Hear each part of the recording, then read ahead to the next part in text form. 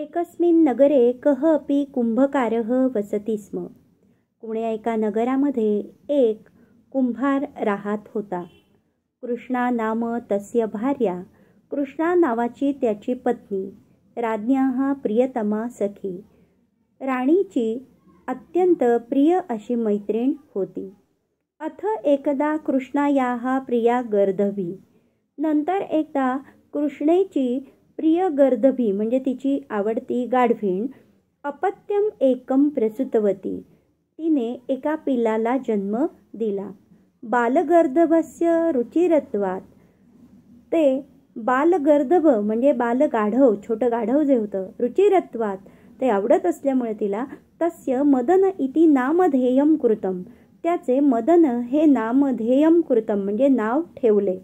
कृष्णा मदनम स्वपुत्रम इव प्रेमणा लालयती पालयती स्म.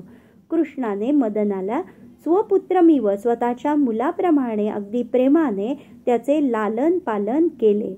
वर्षेण एकेन एका वर्षाने मदनः पंचत्वम गतः.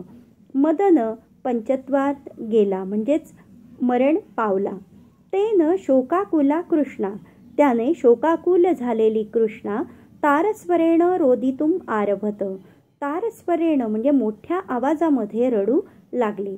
तदानीम एव त्याच वेळी राज्ञाः का अपि दासी. राणीची कोणीतरी एक दासी तत्र प्राप्ता तिथे आली. सपरिवारं मृदतीम कृष्णाम. परिवारासहित रडणाऱ्या कृष्णेला आलोक्य पाहून सा अचिंतयत. ती म्हणाली, नूनम खरोखर अस्याः गृहे हिच्या घरी कः अपि मृतः स्यात्. कोणीतरी मरण पावलेलं दिसतंय. आता पहिला प्रश्न बघूया. पूर्ण वाक्येन उत्तरत. पूर्ण वाक्यात उत्तर लिहा. का राज्ञाः प्रियतमा सखी. कोण राणीची प्रिय सखी होती सर्वात. कृष्णा राज्ञाः प्रियतमा सखी. दुसरा प्रश्न बघा. प्रातिपदिकम लिखत. प्रातिपदिक म्हणजेच मूळ शब्द लिहा. राज्ञाः प्रातिपदिक आहे राज्ञी. तया मूळ शब्द आहे तत्. तिसरा प्रश्न बघा. वाक्यम पुनर्लिखित्वा सत्यम वा असत्यम इति लिखत. मदनस्य भार्या कृष्णा. मदनाची पत्नी कृष्णा होती. हे विधान चुकीचं आहे. मदन हे काय आहे. गाढवाच्या पिल्लाचं नाव आहे. मग उत्तर येणार असत्यम. माध्यम भाषेया सरलार्थम लिखत. मराठीत आपल्याला अर्थ लिहायचा आहे. अथ एकदा कृष्णायाः प्रिया गर्दभी अपत्यम एकम प्रसूतवती. नंतर एकदा कृष्णेच्या प्रिय गाढवीला एक पिल्लू झाले. पाचवा प्रश्न बघा. गद्यांशात द्वितीया विभक्त्यंतम एकम पदम लिखत. द्वितीया विभक्तीवालं एक पद लिहायचं आहे आपल्याला.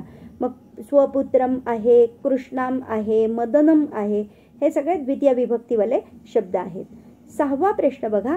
कारक परिचयम कुरुत. शोकाकुला कृष्णा तारस्वरेण रोदितुम आरभत. तारस्वरेण या शब्दाखाली रेख दिलेली आहे.